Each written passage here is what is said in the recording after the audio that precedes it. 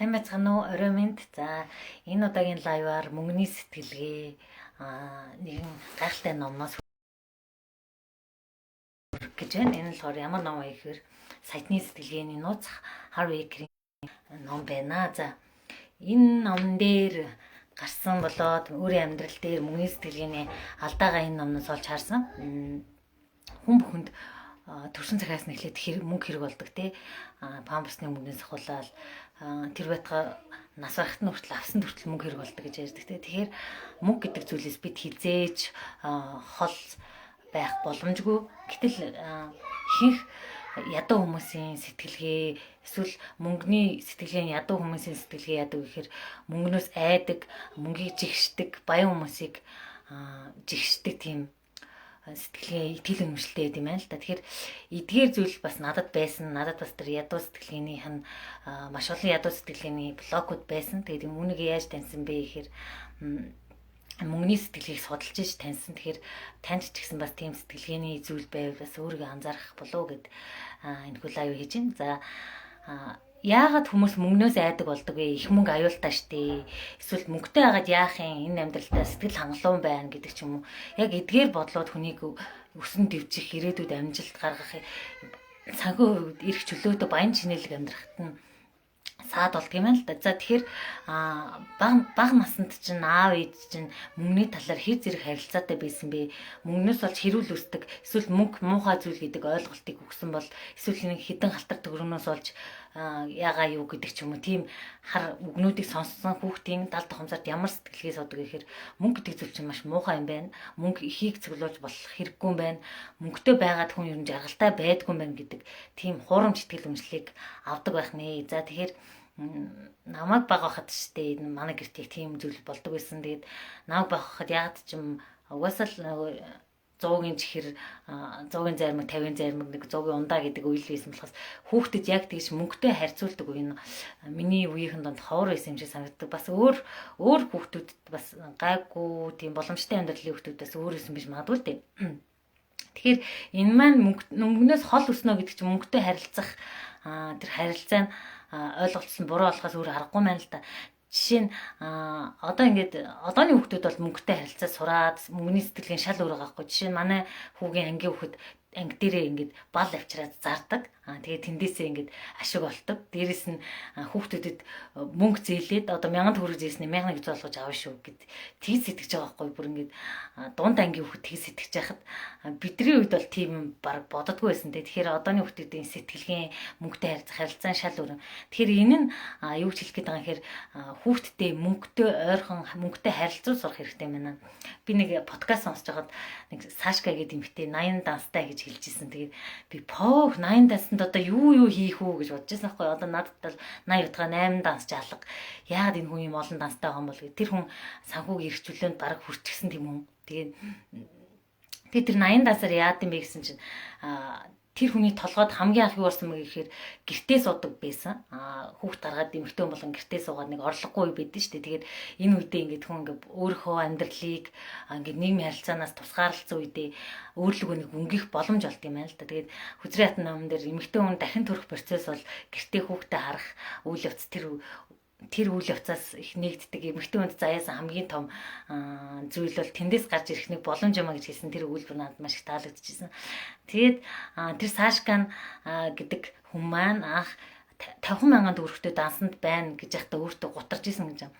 Уул нь бүх байр, машин, амьдрал байх хэвээр бүх зүйл нь байсан. Гэхдээ өөртөө маш их гутарсан тэр эмэгтэй. Тэгээд яагаад гэж гутарсан бэ гэхэд би тэрийг сонсчод дансанд нь 50,000 төгрөг ээжиж гутарч ийн гэдэг чинь өртөө хүмүүс готрахгүй байхад тэр хүн ямар ч үргүй, ямар ч нэм айцгүй нөхөр нь бүх орлого, гэрийнх нь орлого бүх зүйлийг болгодог мөртлөө тэр хүн шүн унтаж чадаагүй, тэр шүндээ унтаж чадаагүй ингээд хоолойг ингээд ямар нэгэн тэгэлчээ бүр аим шигэн тэр нойрч хүрхгүй тийм байдалд орсон. Тэгээд тэр хүн гайхаад өөрийгөө яагаад тэгсэн болоо гэд тэгж бодохдоо манай гэр бүлийн өрхийн төсөв зүгээр яг заазуурын ирэн дээр байгаа юм шиг байна. Хэрвээ миний нөхөр өвдвөл эсвэл манай гэр бүлд ямар нэгэн асуудал бэрхшээл тулгарвал бидний санхүү юундаач хүрэлцэхгүй байна. Гэтэл яг үнэндээ ингэж одоо харахад манай гэрээ амьдралчтай тийм байгаа хгүй. Яагаад гэвэл нэг хүндээ найдаад явцсан, эрэгтэй хүн амьдралыг авч явна гэд найдсан, эсвэл эмэгтэй хүн хүүхдээ хардаг учраас орлогогүй гэртээ байгаа юм чин гэдэг тийм хохирогчийн сэтгэлгээнээс болоод орлого олох тэр сэтгэлгээгээ хаачд юм байна л да. За тэгээд тэр хүн маань анх ингээд бизнес хийгээд 50,000 төгрөгийн орлоготойсэн одоо тэр 80 данстай болоод гайхамшигтай амжилтыг бүтээсэн тийм эмэгтэй байдаг. Тэр эмэгтэйтэй уулзах завшаан бас надад тохиолдсон. Тэгээд маш их бахархаж ийсэн. Тэгээд эндээс юу гэлэх гээд байгаа юм хэрэг бид ингэж зүгээр л бодлоор өөрийнхөө нөөц болцоо хязгаарлалцдаг. Тэгээд буруу итгэл үнэмшлээсээ болоод мөнгнөөс зугтаж амьдраад идэг юм байна. Тэгэхээр хэрвээ танд ийм итгэл үнэмш байгаа бол баян үнийг жигшдэг энэ муусан баячууд гэл би хамгийн анх нөгөө хэдэн жилийн өмнө хэдийн би нэвтрүүлэг үзсэн чинь нэг 17 та хүүхэд миний өмнө нэг сая гаруй төгрөгийн үнэтэй гэл нэг эмэгтэй болохоор ингээл миний эмх одоо нэг 80 гаруй саяны төгрөгийн үнэтэй гэл гэсэн чинь ингээ очлол эн чинь бараг 3 өрөө байр яваад байгаа юм биш үү гэж харж байгаа байхгүй.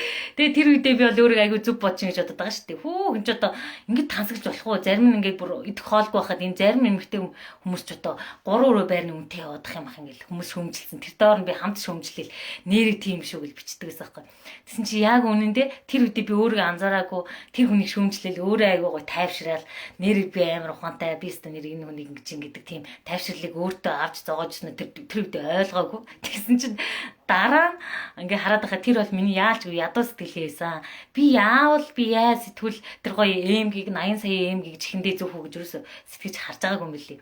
Тэгээ энэ бүх процесс ер нь яавал би ингэж баян чинэлэг яад хүн баян чинэлэг амьдрах ёстой гэдэг нэг шалтгаан нь эрх чөлөө байдаг шүү дээ. Мөнгө бидэнд эрх чөлөөг авчирдаг гэдгийг одоо л ойлгож байгаа хгүй маш олон сургалт нөгөө нямын цэрмэд юу хиний багш нар маань гэдэг шиг маш олон гайхалтай санхүүгийн эрх чөлөөг бүтээсэн тэр хүмүүсээс суралцчихж хөөе бас надад бас боломж байгаа юм биш дээ. Хүнийг бишрээ сухаар өөрийнхөө нөөц бололцоог ашиглаж болох юм биш дээ гэдэг тийм сэтлийг авсан юм аа. Тэгээд яг надтай адилхан ингэж өөрийнхөө ихтгэл үнэмшилтэй ажиллах, мөнгөний сэтгэлгээтэй ажиллах тийм эмэгтэйчүүдтэй туслахаар шийдсэн. Тэгээд яагаад энэ маань ингэж гоё ингэж мөнгөний сэтгэлгээ гэж явж байгаад хүн сэдврээ орох нь эмэгтэй хүн ингэж гэртээ суугаад хүүхдээ харахтаа нөхрөөсөө мөнгө аваад болгоод одоо болгон шүүп эсвэл нөгөө ходон гутлаа аваад болоод байгаа юм шиг боловч яг үнэндээ өөрөө олоогүй мөнгө олоогүй байхдаа өөртөө ихтэй чанар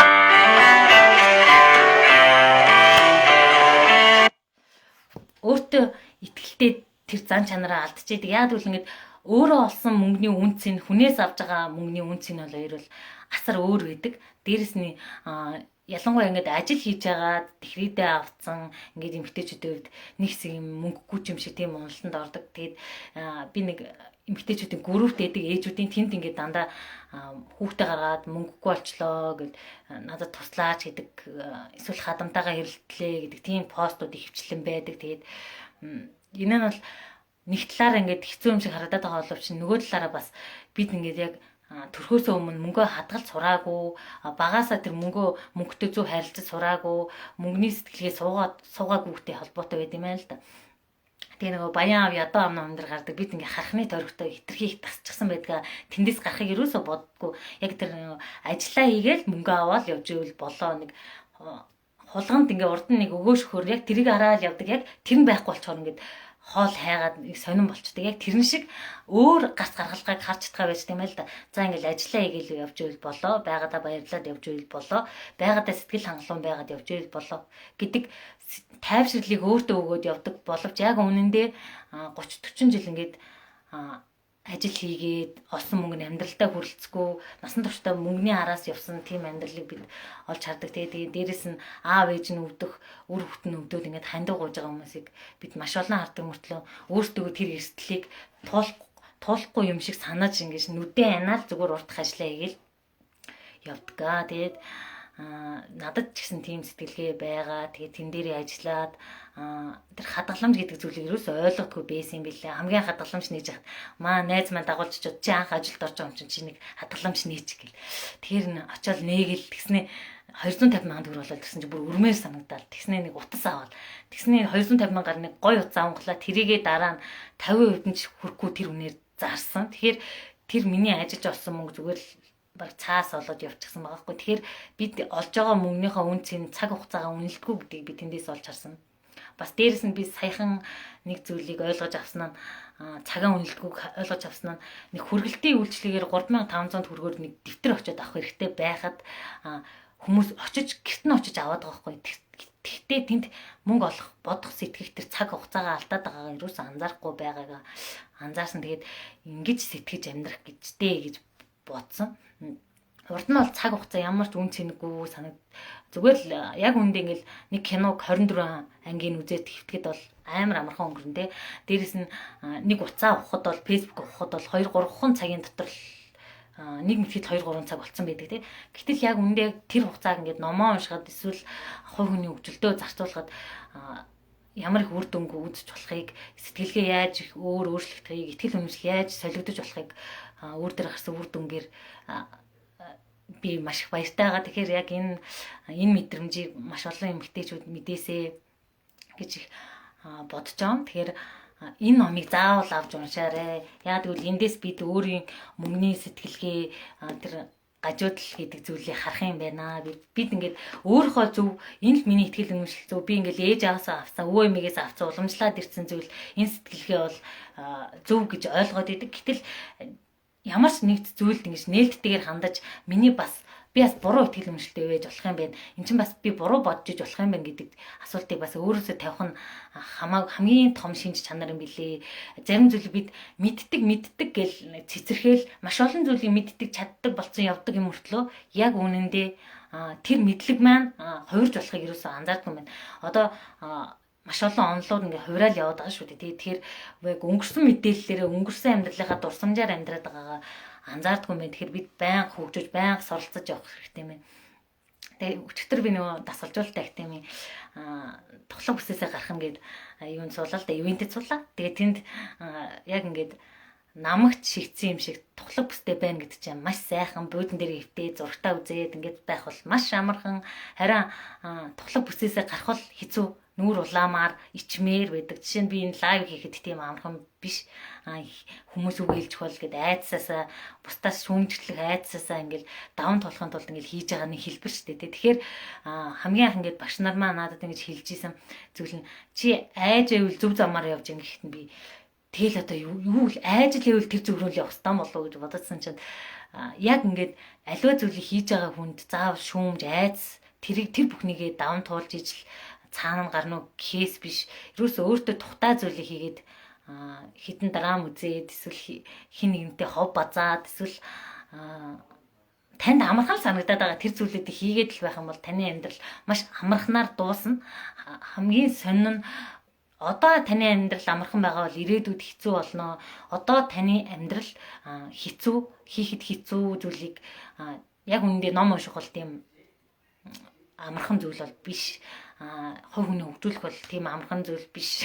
Гэхдээ энэ бүгдийг хийгээд үзэг үр дүн нь бүр гоё амьдралд хүрнэ гэдэгт итгэдэг. Тэгээд санхүүгийн хөгжлөө гэдэг зүйл бол сэтгэлгээгээ хэр хугацаанд тэлхээс ахуулаад алхамаар явдаг зүйл юм байна гэж ойлгосон. Тэгэхээр генет баяжна гэдэг зүйл эсвэл нэг амархан бүх зүйл амархан гэдэг сэтгэлгээ л бидрийг илүү гацааж явд юм байна. Бас дээрэс нь айцур гэдэг зүйл бид нарыг хүлдэм байна. Ялангуяа бусдад юу гэж харагдах бол одоо намайг шүүмжилчих бах та. Эсвэл хин нэгний үгэнд орно те чи амар царамудаар хвчлээ. Жишээ нь би хамгийн нэг TikTok гэлөө нэг юм бичлэг хийлэлт хөгжилтөө бичлэг гэсэн чинь хүмүүс намайг шүүмжилсэн. Чи солиорч юм ээ. Чүхэн амтны санаа зовдгүй юм чи одоо ийм хачаачин бичлэг яах гэж хийж байгаа гэд. Гэтэл яг үнэндээ тэнд айцаа даван туулахын тулд бусад хүмүүс юу гэж харагдах нь чухал биш. Зүгээр л би яг ингээ айцаа давж туулж сурья. Одоо ингээд чи үнэхээр л яг өөрөөр оршоод өөрийнхөө үзэл бодлыг хин нэгэнд илэрхийлж байгаа бол заавал хин нэгэнтэй адилхан байх албагүй. Тэгэхээр айцтайгаа заавал нүүр тулаарай. Би тэгээ өнөөдөр нэг гоё пост оруулсан байгаа. Наполеон Хилийн ном Сэтг баяж гээд тэр номн дээр 500 амжилтанд хүрсэн хүмүүсийн кейс тэр хүмүүсээс ингээд судалгаа аваад амжилтандаа яаж хүрсэн гэдэг талаар нь бүгднгээс нь асуугаад нийтлэг асуултад энэ хариулаад 6 тийм айцаасаа салж чадсан хүмүүс ихэнхдээ амжилтанд хүрсэн байна. Харин бусд нь ийлж ирийн айцтай хүлүүлсэн амьдралаар энэ хорвог дуусгасан байна. Тэгэхээр 100 хүний 95 хүн нь айцтай хүлэгдээ. За эсвэл хин нэгний ятгалганд ороод энэ амьдралаа дуусгасан байгаа. Тэгэхээр үдсэн нөгөө ад үзэгт хэр зориг гэх ном байдаг ш. Яг тэр шиг би анх тэр ад үзэгт хэр зоригийг уншчаад ямар амар нэртэй ном бэ гэж уншиж хах дотор нь агуу том философиуд явж исэн. Тэр ном бол үнэхээр гайхалтай ном байсан. Тэгэхээр та бүхэн ч тэр гоё номнуудыг шигшигдсэн тэр гоё зүйлүүдийг өөртөө шингээж аваарэ гэж хүсэх байна. За тэгээд мөнгөний сэтгэлгээ гэдэг зүйлийг одоо дөнгөж ингээл хийх хууцын нэг явж байгаа юм би. Би анх санхүүгийн сургалтанд суугаад Булартуяа ментор Дарин Чулуун багш хоёроо санхүүгийн сэтгэлгээнд суугаад бүр ингээд нүдээ нээсэн юм шиг болсон. Тэгэл тэр сургалтаас шууд зориг гаргаад би өөрөө гэсэн сургалтаа зарлаа. Яагаад би болохгүй ингээд тэндээс амар гоё ингээд нэг цэгээд даруулсан юм шиг өөрийнхөө ихтгэл өмчлөлийг нээсэн. Тэгж санагдаа шууд зориглол ингээд сургалтаа зарласан. Тэгэл би яг за миний сургалтанд хэдэн хүн суух бол яах бол гэж айжсэн ч гэсэн шууд зарласан. Тэгсэн чинь 20 гаруй хүн суугаад би маш их урам авсан тэндээс. Тэгээд хүү болдсон байж тээ эн чинь заавал би л ингээл өөрийгөө голоод байгаа болохоос гэд. Тэгэхээр хизээж бити өөрийгөө голоорой. Тэгэхээр зарим хүмүүс таныг шүүмжилсэн ч гэсэн тэр хүмүүс бол өөрийнхөө яг сэтгэл зүй дотор байгаа юм хараад байгаа болохоос яг таны тэр сул тал чинь биш шүү. Хүн болгоны хэлсэн үг тийм үнэн байх бас албатай биш шүү гэж хэлмээр байна. За тэгээд энэ сайтны сэтгэлгээ нэг баялагын файл гэж нэг хитэн зүйл байгаа. Энэ баялагын файлуудыг та өөртөө суулгаснаар ерөөхдөө мөнгөний сэтгэлгээ гэдэг зүйлээ нээгээд чөлөөлөөд нэг гоё амьсгал авч байгаа юм шиг болно. Тэгээ энэ баялагын файлууд нь одоо та нартай нэгээс нь уншиж өгье. Нэг жишээ нь баялагын файл 4 баян хүмүүс том сэтгэдэг бол ядуу хүмүүс жижиг сэтгэдэг гэж байгаа байхгүй. Тэгэхээр би хамгийн анх тэр сургалтанд суугаад менторийнхаа үгийг сонсол таны яг миний мөрөөдөл бол ингээд Монголд байхгүй ингээд бүр онгоцоор хийдэг сургалт хийхийг хүсдэг гэж хэлжсэн манай мэдэр. Тэгэхээр би бүр гайхаад онгоцоор ингээд сургалт хийдэг тийм гоё том мөрөөдлийг бодож байгаа чинь миний мөрөөдөл ямар жижиг юм гэж бас бодож исэн. Тэгэхээр том мөрөөдөж чадсан хүн ядаж наадалт нь унд юм байна гэдгийг сэтгэлгээ гэдэг зүйл хүнийг яг хаана хүргэдэг вэ гэдэг талаар ойлгоцсон. Тэгээд гайхалтай нь яг намайг тэр үед сургалт авч яхад менторын сарын орлого нь одоогоос 2 дахин бага байсан. Тэгээд би одоо менторсоо дахиад сургалт авахад тэр хүний орлого 2 дахин өссөн. Амжилттай аль хэдийн хэлсэн зүйлүүдээ биелүүлээд явж байгаа нь гайхалтай санагдсан. Тэгэхээр надад ч гэсэн боломж байгаа юм бэ. Танд ч гэсэн боломж байгаа юм бэ гэдэг үднээс энэ лайвраа ийм мессежийг өгөхөж зорж байна. Тэгээд энэ номыг бол нэг уншаад болчдөг зүгээр нэг уран зохиолын ном шиг ном биш. Яагаад гэвэл бидний тархинд байдаг энэ програмтай ажиллах юм аа. Яагаад гэвэл дундаж болон ядуу төвшин боломжгүй начиг юм боломжгүй айлд өссөн хүүхдүүдийн дотор мөнгөний блок буюу мөнгөний сэтгэлгээний гацалт маш их байдаг. Яагаад гэвэл тухайн орчинд мөнгийг жигсэн эсвэл мөнгнөөс айсан тийм хэлбэрүүд нь хүүхдэд ерөнхийдөө яаж мөнгө олох уу гэхээс биш мөнгө бол хэрэггүй шүү дээ. Энд дээр нэг хамгийн гоё жишээ нь энэ Стив Харви гэдэг хүн нэг сургалтын дээр нэг хүнтэй таарад та мөнгө юу гэж яддаг вэ гэсэн чинь нөгөө хүн нь урдаас нь за мөнгөч тийм чухал биш дээ гэсэн. Тэгэхээр та тэгвэл мөнгөний хувьд айгүй асуудалтай амьдардаг хүн байна. Та ер нь мөнгөний тал дээр их проблемтай баха те гэж асуусан чинь яг үнэндээ тийм байсан маш их үр зээлэнд орсон. Тэгээд ер нь ядуу болчихсон тийм мултанд орсон хүн байсан. Тэгэхээр таны наа шалтгаан чи юу вэ би танд хэлье. Та мөнгийг тоодгүй юм байна. Мөнгө бол юу ч нэг чухал биш гэж үздэг учраас мөнгө ч бас таныг тоодгүй. Тэгээд та юм ядуу амьдард юм байна. Тэгэхээр та над мөнгөний сэтгэлгээдэг ажил. Тэгээд хамгийн энэ ном дээр хамгийн бардам хэлсэн энэ хүний үг нь би тантай 5 минут ярилцаад таны санхүүгийн төвшин аль зэрэгтэй явах шууд хэлж чаднаа гэсэн үгнүүд өгдөг. Тэгээд яг ингээл хүмүүсийг амнаас нь ямар үг гарч байгаагаар нь орлогын төвшинг нь бас тодорхойлж болт юм байна. Тэгэхээр үгээ мэд нөгөө бодлоо мэд бүх зүйлээ мэд гэдэг байгаа нь бас энэтэй шууд холбоотой байдаг юм билээ. Тэгэхээр яг тэр баялагын файлыг цуглуулах үгнүүдийг яг ингээд өөртөө шившлэг болгоод бүр энд бүр командаар өгсөн байдаг байхгүй. Одоо ингээд толгой дээр гараа тавиад зөвхөн дээрээ гараа тавиад энэ үгийг хэлнэ, энэ баялагын файлыг өөртөө суулгах гэд. Тэгэхээр бид хамгийн анх ээж аваасаа мөнгөний талаарх програмыг үгээр авсан байгаа. Ээж аваасаа үг хэлж байгаа шүү дээ. Наа хэдэн алтар төгрөг чинь миний амьдралд хэрэггүй гэдэг ч юм. Эсвэл за мөнгө аюултай шүү. Их мөнгөтэй болоод ирэхээр энэ муусаа 76 их мөнгөтэй болоод хүн чанаргүй болчихж байгаа сте. Гэл гэдэг ч юм уу. Яг ийм муухай өгнүүдийг мөнгөний талаарх сөрөг зүйлүүдийг бид нар яг л 70 тухын салтаа үгээр авсан болохоор яг эсэргээрээ бид эерэг мөнгөний талаарх өгнүүдийг эерэг үгээр л тархилуугаа оруулах юм байна л да. Тэгэхээр энэ 70 тухын салтаа ажилтдаг бас техникүүд нь байдаг. Тэгэхээр мөнгөний сэтгэлгээг суулгах нэг арга нь бас энэ байдаг шүү. Тэгээд энэ мэд гайхалтай маш олон жишээ тасгал техникүүд байдаг. Тэгээд эдгээрийг бас өөртөө хэрэгжүүлээд үр дүнгуудыг гаргаад явж байгаадаа маш их баяртай байгаа. Тэгээд юм ингээд огцом эхлэхгүй мэдээж 1 2 ингээд нэмэгдээд явна. Тийм учраас ингээд жижигэн амжилт гаргаж яваадаа өөртөө маш их баярлж байгаа. Тэгээд энэ номноос маш олон зүйлийг мэдэх баха, харах бах. Тэгээд тэр сургалтын дээр хэрвээ та өөрийгөө ингээд санхүүгийн орчноор дүүрэг одоо ингээд санхүүгийн хувьд эрх чөлөөнд хүрсэн хүмүүсийн подкаст бүх гоё зүйлүүдийг ингээд дагаж дуурай. Харин юуг бол өөртөө тэр сэтгэлгээс болохын тулд шингээхийн тулд санхүүгийн номнуудыг унших хэрэгтэй зүйлсэн. Тэгээд тэдгээр номнуудыг би бараг уншаад дуусчин. Одоо нэг 2 ном үлдсэн байна. Дандаа ийм санхүүгийн мөнгөний сэтгэлгээтэй тулсанд ажиллаж байгаа тийм номнуудаар тархиа цэнгэлж байгаа. Тэгээд энэ нь яг ямар учиртай юм бэ гэхээр ирээдүйд би нэг эрх чөлөөтэй амьдрмаар байна. Ажил ингээд намайг дуутахад би ажил руу нэг очихгүй. Би заавал нэг ажлын боол усан хүн баймааргүй байна. Дээрэс нь хин нэгэн хайртай хүн маань өвтгöd хандив тусламж эсвэл ингээд хандив тусламж гэдэг өгч чадахгүй уртхан хараад амиа боцсон амьдрал биш. Яг ингээд туссан шиг туслаж чадчихдаг. Яг ингээд сэтгэлээ зориулж хийж чаддаг тийм хүн болохыг баярлалаа гогч.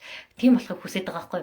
Тэгэхээр хүсээд гэдэг үг нь бас дутуу үг юм билээ. Тэгэхээр би тийм хүн болох хэрэгтэй байна. Яагаад гэвэл бид ингээд боддог байхгүй. За ингээл уртгаал игээл явж ивэл болоо. Миний л амьдрал болж ивэл болоо. Би одоо ингээд байртай машинтай бүх зүйл болоод байна. Гэтэл ингээд бусдын төлөө юу ч хийж чадахгүй. Тэгээд энэ амьдралаа дуусгал бас хамгийн харамсалтай санагдсан. Тэгээд би тэр анхны брэнд гэж зүйлээ гаргаад одоо build your brand гэдэг хөтөлбөрт сууж байгаа. Тэндээс би бүр дахиад бүр маш том нүдийг нээж ин бид нар чинь энэ дэлхийн ертөнцөөс ямар их хоцорсон явд юм бэ? Тэр дэлхийн дээд түвшний санхүүгийн амжилтанд хүрсэн хүмүүс яаж өөрөөр сэтгэхэд байгаа юм бэ гэдгийг бүр стэж их ясмах тархиндаа шингэтэл ойлгож байна. Тэгээд өөрийгөө ямар сонь бодлоор хязгаарлаж явсан. Одоо бүх зүйл нээлттэй энэ сошиал орчин нээлттэй YouTube дээр та хин нэг хүнийг дагалдаж доторх мэдээллийн энэ дэлхийн санхүүгийн сэтгэлгээтэй мэдээллийг авахыг хүсвэл YouTube дээр монгол хэлээр сабтайтлтай үзэх боломж нь нээлттэй байна. Тэгэхээр та хүссэн зүйлээ судлах боломжтой юм байна шүү дээ. Би ч тийм боломжийг зүгээр л ингээл яагаад ингэж хардггүй байсан болоо гэдэг зүйлүүдийг харж байгаа юм л да. Тэгэхээр амжилттай хүмүүсээс суралцах хэрэгтэй юм байна.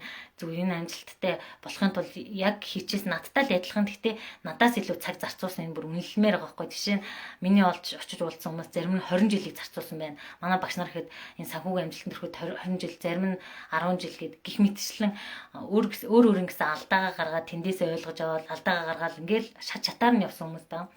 Тэгэхээр ингээд тэдэртэй заавал өөрийгөө харьцуулаад эсвэл бишрээл тех шаардлагагүй. Харин тэр туршлагаас нь суралцаад алдаагаа цөөхөн болох боломжтой мэн гэж болж харсан. Тэгэхээр надтай хамт суралцаарай, хамт хөгжөөд явъя.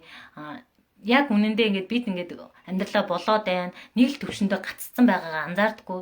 Тэгэхээр нөгөө ашиглаагүй мэдлэг ингээд илжрээд тархиндаа гашилдаг гэдэг шүү дээ тий. Яг тэрнтэй адилхан булчин хүртэл ингээд хөлөхгүй байгаар фитнест явж байгаа болцсон хүмүүсийн булчин ямар болсон гэдэг үл яг тэрнтэй адилхан бид энэ тархи толгой бие физиологи энэ бүх зүйлээ ингэж эрчимжүүлж өгөх тухлаг бүсээс гарах хэрэгтэй байна. Тэгэхээр өнөөдрийн лайв маань мөнгөний сэтгэлгээ ер нь 5 тухтай байдлаасаа гарьё. Одоо буудан дээр хөвтгөө болий, уцаа авахаа болий, тэрнийхээ оронд гоё сонголтууд байна. Номоо уншаад сэтгэлгээгээ тэлье. Бас нэг зүйл нь миний урд нэг ядуу сэтгэлгээний нэг зүйл энэ баян болох номыг уншаад баян болдог байсан бол хүн болгонд баян болчихно гэсэн тийм жоохон худлаа юм яваад юм гэж боддог байсан. Гэтэл энэ бол миний сэтгэлгээний ядуу сэтгэлгээний нэг бас хаалт байсан. Тэгэхээр яг үнэндээ одоо тэр өнөөдрийн сэтг баяж гэдэг ном байгааз тэндээ хүн яг ингээд танд таарсан жор гэж угаасаа байхгүй шүү дээ. Одоо ингээд хандаа ингэж явж байгаад ингэж алхаад унаад босоод бүдрээд ингээд тэр бумтан болно гэдэг юм бол угаасаа байхгүй. Тэгэхээр тэр номоос юуг олж харж болох вэ гэхээр та өөрийнхөө дотор байгаа нөөц болцоо ямар салбар дээр боломжтой юм. Одоо жишээ нь тэнд маш олон салбарыг базаж ингэж амжилтанд хүрсэн хүмүүсийг үзүүлсэн байна. Дээрээс нь ингээд сэтгэлгээ нь яаж ажиллаж байгаа тэр бүгдийг ингэж үзүүлсэн байна. Тэгэхээр танд шин санаа тэндээс төрөх юм байна л да. Тэгэхээр надад ч тэндээс шин санаа төрж исэн. Тэгэхээр тэр номыг заавал бас аваад уншаарай. Тэгээ ерөнхийдөө ийм 70 тухамсар мөнгөний сэтгэлгээ програм дээр ажилласан номнууд нэг удаа уншаад болцдог номнууд ерөөсөө биш ээ. Дахин уншиж дор хаяж 3-аас 4 удаа уншиж хүний тархилуу ордог номнуудаа. Тэгээд энэ номыг би одоо 2 дахь уншиж байна. Тэр Сэтг Баяжиг гэх юм уншиж байгаа. Тэгээд эхлээд бол ойлгохгүй зарим зүйлийг одоо юу яриад байгаа юм бол мөнгөний машин гинүү мөнгөний хэвлэлт юм болов гэдэг ч юм уу тий. Тэгээ нөгөө Баян ядаа 3 номыг уншихаар ингээ хөрөнгө оруулалтын талаар ингээд бүр ингээд миний мэдхгүй сэдвүүдийн талаар яриад тахаар ингээл гайхаал үл хөдлөх хөрөнгөний зах зээл яриад тахаар надаас одоохондоо хол санагдаа. Тэгээд гайхаад байсан. Тэгээд дараа нь ингээ уншаал ойлгоол нөө YouTube дээр нөгөө Роберт Киосакигийн бичлэгийг үзээл ингээд тахаар бас ойлгож эхэлдэм байна. Тэгэхээр та ямар мэдээлэлтэй өөрийгөө ойрхон байлгах тийм хүн болж хуурах юм байна. Тэгвэл ингээд Facebook дээр тийм сонин одуудын амьдрал тэгжээ дандаа тийм сөрөг мэдээллүүдийг бас хангалттай их байгаа. Тэн дээрээ төвлөрөх юм бол яг сөрөг бодлынхоо амьдралыг өөртөө татдаг. Харин та эерэг өсөн дэвжих сэтгэлгээтэй тийм хүмүүсээр өөрийгөө хүрээлүүлэх, тийм мэдээллээр өөрийгөө хүрээлүүлэх юм бол тийм чиглэл рүү ялах юм байна гэдгийг ерөөдөө ойлгоод тэгээд та бүхэндээ бас энийг хуваалцъя гэж бодсон. Тэгээд бас илүү дэлгэрэнгүй би энэ номнуудаа хөвчлэн уран зургийн групп дээрээ тус бүртэн ингэж лайв хэлбэрээр оруулах гэж бодож байна. Тэгвэл хүн ярьж байхдаа суралцдаг. Ярьсан зүйлээ ингэж тархинд илүү үлддэг. Бүр ингэж 90% та үлдэнэ. Тийм учраас бас хин нэгэнд тус болоод бас өөрийгөө хөгжүүлэх нэг хэлбэр нь бас лайв байгаа юм шүү. Тэгэхээр та бүхэн маань ч бас өөртөөхөө сурсан мэдсэн зүйлийг хин нэгэнд хуваалцаж лайв заавал хийгээрэй. Эхлээд бол амар санагддаг. Ичмээр нүүр улаал гарч ичрэлбэр ингэ. За тэр намайг тгээж өмжилчих болов өстой. Ингэх болов гэл маш их тухгүй байдалд өөрийгөө оруулдаг. Гэхдээ яг ингэ удаан хийгээд тахаар маш сурчдаг. Тэгээд яг миний бодсон шиг тийм амар бол байгаагүй. Доор нь өстой чи наанаас гараа дэлхийгээ зайлмал гэдэг комент ирдгүй юм билээ. Харин ингэ гой урам өгөө нэгээ услаад гой эерэг хүмүүс миний фейсбુકт маш их байдаг юм байна. Тэгээд маш их урам авж байгаа. Тэгээд дээрэс нь би нөгөө Чинзо гэсэн багшийн групп дээр пост оруулсан. Тэнд баг 300 400 хадгаламж үлсгөөс эхлэнгээ групп дээр 800-аад хүмүүс надад ингэж урам өгж комент үлдээсэн байсан. Тэгэхээр энэ сошиал орчноос бас урам зориг авч болохоор байна. Эерэг хүмүүсийг бас харилцаа холбоо үүсгэж болохоор юм байна гэж харсан. Тэгэхээр та бүхэн маань ч бас өөрийгөө хөгжүүлээрээ ярьж иж хүний тарих хөгждөг, ярьж иж хүний тархинд авсан мэдээлэл нь буцаж үлддэг юм шүү. Тэгэхээр сайн ярээрээ. Гэхдээ ярина гэхээр амнаас ямар үг унах уу гэдэг нь тэр хүнийг яг тодорхойлдог гэдэг юм бүр одоо бат итгэлтэй байгаа. Тэгээд гоё менторийнхаа үгийг сонсохоор бүр ингээл чиг алчиг өмнөд умарсаал ингээл хөө гэл энэ дэлхийд чи ийм гайхалтай хүмүүс идэв юм уу? Ийм 20 идэх настай, 10 идэх настай тэр мунтан болсон хүмүүс байд юм штэ гэж бодсон. Гэхдээ тэнд нэг 10 идэх настай тэр мунтан болчих би одоо 20 иддэг гэж гутархаасаа илүү боломж байгаа юм биш үү? Жишээ нь Дарин Чулуун багш 50 гарна 56 настай мөртлөө одоо ингээд санхүү эрхчлөө яриад ингээд заагаад ингээд явж байгаа хүний үед одоо амжилттай яваад байна гэж яах чинь надад ч гэсэн боломж байгаа юм шиг гэж харсан. Тэгэхээр та үнэтэй машин 5-70 унсан үнийг хараад эсвэл нөгөө хэдийн бэ нэвтрүүлэг хараад 3 байрны үнэтэй хувцас өмссөн үнийг хараад ямар баян гараа гэж утгахын оронд би яавал энэ хүн шиг болох вэ гэдэг асуултыг өөрөөсөө тавиарай. Тэгээд нэг ид чичиг нэг дор ингэж бэлдэг юм гэж байхгүй. Тэгээд яг шат дараалалаараа болох юм билээ. Тэгэхээр тууштай байгаарай. Тэгээд мянган санаа байвч яг бодит амьдрал дээр болсон санаа ховор байдаг те 100 санааны нэг санаа л бүтэмжтэй болсон байдаг. Тэрний шалтгаан нь гэх юм бол тухайн хүн тэр санааныхаа ард гарч чадсан хэсгээс шалтгаалдаг те тууштай зан. Тэгвэл танд маш гоё санаа, бизнес санаа байвал тэрэнд чи хөрөнгө оруулах хүмүүс нээлттэй байд юм билээ шүү. Монголд ч гэсэн байдаг юм билээ. Тэгээ нэг улс төр хөгжлийн актем гэдэг нэг актем байгаа. Тэн дээр бас танд санаа байвал бид хөрөнгө оруулъя, дэмжиж, ханд ажиллая гэсэн уриалга байсан. Тэр бас нэг хүмүүст бас боломж олох болоо гэж бодож байна. Тэгэхээр маш гоё санаатай. Тэгэл дараа нь ингээд 40 гарсан байна уу? Ах нь өстой, их чинь өстой залуудаа яг тэр боломжоо л ашигласан байсан бол би өдийд өстой ингэж амьдрахгүй байсан гэдэг үгийг хэлэх үү? Эсвэл би яг тэрийг санааг тэгж хийж үтсэн чинь тэгж бүтэлтэй болсон тийм байсан, бүтлэхгүй болсон. Тэндээсээ сураад дахиж тийм санаа гаргаад гэдэг нь илүү тийм амьдрал нь илүү гоё утгатай яг өнгөрөх юм байна гэж ойлгосон. Тэгээд энэ хөл аяа ингээ өндөрлж байна. Мөнгөний сэтгэлгээ энэ баялагын файлуудыг заавал өөртөө суулгаарай. Яг тэгвэл бид эрх чөлөөтэй амьдрмаар байгаа шүү дээ тий. Эрх чөлөө гэдэг нь мөнгнөөс шалтгаалдаг зүйл гэдгийг хэн бүхэн мэдж байгаа. Ягаад гэвэл бид өвдөхгүй эрүүл саруул бай, бас хайртай хүмүүсээ хамгаалъя гэвэл санхүүгийн эрх чөлөө заавал хүрэх хэрэгтэй. Өнөөдөр эрсдэл гэдэг зүйл хүн болгонд тулгарна. Нэг гинтл нэг одоо жоох хүүхдэд ингээ хавдар дурчлаа, хөвшин хүмүүс ингээл өвдчлөө гэдэг миний амьдралд эргэн тойрон тийм тохиолдож байна л да. Гэтэл би яг юу ч хийж чадаагүй, хадгаламжинда тийм тэр ард нь ингэж давж ахаар тусалж чадхаар тийм эрх чөлөөнд хүрээг байгаа учраас өөртөө үгүй энэ хүртэл яг юу хийж юу сэтгэж явсан юм бэ гэдэг үе бодогцсон.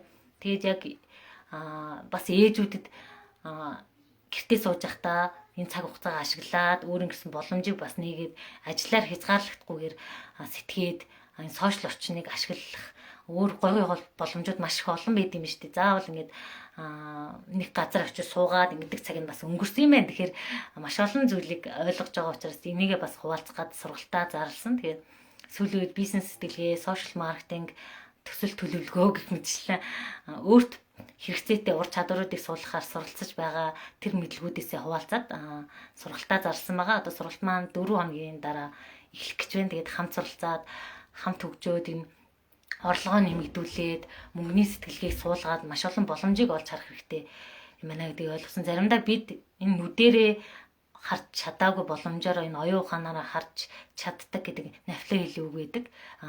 Яг тэрэн шиг яг ингээд уншаа судлаад мэдээд тэр боломжид нь хүрсэн тэр хүмүүстэй ингээд харилцаад ахаар яг ингээд аливаа зүйлийг ингээд дээрээс харахаар айгүй гоё харагддаг. Тэгээ онгоцоор нисэж яагаад ингээд би тэр нисэх төв дээр очиод нисэхэд амар гоёсэн өөлөг мөшөө гэл дээрээс нь ингээд харахад бүх зүйл ингээд зураагаал бид нар ямар юм хайрцагт юм бол дүрлжин юм дотор амьдраад идэх юм би яг ингээд дээрээс нь ингээд харж байгаагүй юм биш гэж бодсон энэ зун нисэж байхдаа яг тэрэн шиг яг тэр өндөрлөгт гарцсан хүмүүстэй ингээд яриад сэтгэлгээг нь хуваалцаад өөртөө шингээгээд авахаар би энийгээ буруу харж байсан юм биш үү гэдгийг олж харддаг юм билээ.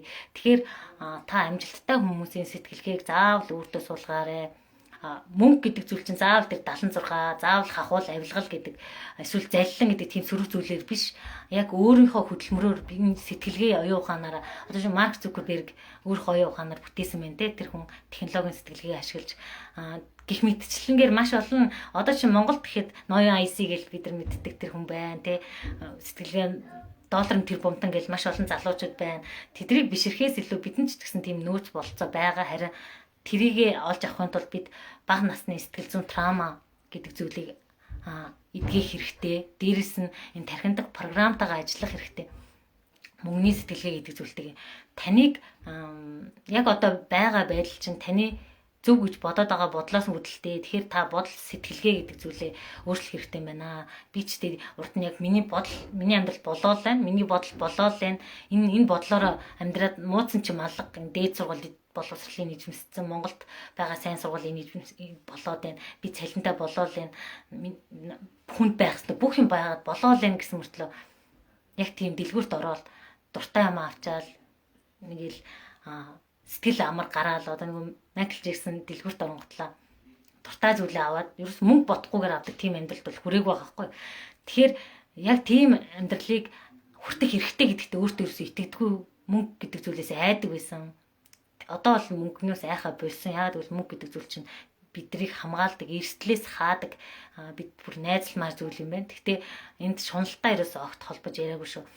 Мөнгө гэдэг зүйл бидний үн цэнээс хамаарна. Та хүнд үн цэнийг хідэн хүнд өгч чадна тэр хэмжээгээр таныг дагалдах зүйл нь ялцчихгүй мөнгө. Тэгээд та өөрийн баялгаа бүтээгээрээ. Тэгээд баялаг гэдэг зүйл шууд та 1 сая төгрөгтэй байлаа гэхэд та 1 сая төгрөгийн үн цэнтэй гэж явахгүй. Тийм учраас үн цэнээсээ тусад нь ойлгоорой. Та өөрийн баялгаа бүтээхийн тулд мөнгнөөс салгаж ойлгоорой. Та өөрийн баялгаа бүтээсэн байхад таныг мөнгө дагаж ирнэ. Тэр энэ дээр ноён айци гоё хэлсэн байсан шүү дээ. Мөнгө охин хоёр битээ тоо араас ч үгүйгээд ирнэ гэдэг. Яг тэрэн шиг та өөрийн үн цэнийг бүтээгээрээ, өөрийн баялгаа бүтээгээрээ гэж уриалмаар байна. Баялаг гэдэг зүйл түрүүн би хэлсэн шүү дээ. Танд гоё санаа байж болно.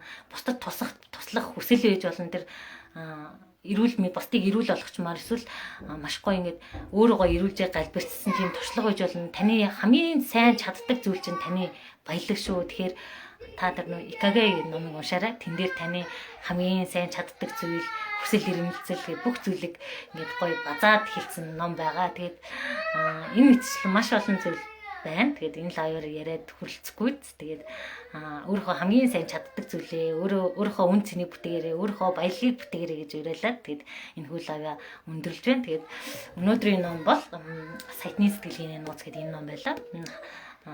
Маш гоё ном гэхээс илүү таны мөнгөний талаарх сэтгэлгээг зүгээр апдейт хийх ном. Тэгэхээр энэ номыг заавал аваад уншаарай. Тэгээд энэ дээр нэг нийтдээ хэлэхэд Саяхны сэтгэлгээний нууц гэдэг ном аваад уншаарай явуулсан гинэ. Тэгсэн чинь нөгөө хүн тэрбумтны сэтгэлгээний ном гэдээ очиад авцсан гинэ. Яасан бэ гэсэн чинь тэрбум нарийн их төрөг юм шүү. Тэгээ авсан гэсэн. Тэгсэн чинь энэ саяхны сэтгэлгээ гэдэг нь сая төгрөгнийх биш, сая долларын сэтгэлгээ байхгүй. Тэгсэн чинь тэр хүмүүс маань жоохон тэгээ эндүү ойлгосон байлээ. Тэгэхээр энэ ном шүү. Тэгээд 100 номны нэгэн сайн байдаг, томол байдаг. Тэгвэл яг энэ ном бол яг тийм ном байсан. Тэгээд би ямар нэгэн номын дэлгүүртэй хамтарч ажиллаагүй. Зүгээр надад яг өөрт маань таалагдсан. Тэгээд тэр санхүү эрхчлөөнд хүрсэн хүмүүс зөвлөсөн нэг ном маань баггүй. Тэгэхээр санхүүгийн талаар, санхүүгийн сэтгэлгээний талаар илүү ном уншаарай. Санхүүгийн ном унших гэхээр санхүү эдийн засгийн дээд сургуулийн оюутны номыг бариад санхүү гэдэг нь энэ юм тооцоогоо ингэж гаргад юм байна. Нябо гэдэг номыг биш. Санхүүгийн сэтгэлгээ хүш энэ Элон Маск яаж сэтгэдэг байгаа юм бэ? Эдгээр яаж сэтгэдэг байгаа юм бэ гэж харах хэрэгтэй байна л да. Тэгхгүйгээр гэсэн муусан баячууд эдгээр юугаа яадаг гэдэг тэгж хардаг сэтгэлгээ бол хамгийн ядуу сэтгэлгээ байдгийн байлээ шүү. Тэгээд энэ сэтгэлгээтэй ажиллаж л явна да. Тэгэл хамт ажиллая да гэнэ. 70 гаруй ном уншлаа гэж яриад идэг. Эндээс чинь буцаж шингээгээл буцаж ингэж гарах гэж нэг жишээ нь энэ номыг ихэд 3 уншиж ингэж суудаг гэд. Яг ингээр нэг нэгээр шатаар нь л явах юм билээ гэдгийг хамгийн чухал зүйл нь тэр санагцсан. Тэгээд за бүгдэнд нь амжилт хүсье. Хадгаламж хүртэл 100 төгрөгнөөс эхлэх юм билээ шүү. За бүгдэнд нь амжилт хүсье. Баяртай.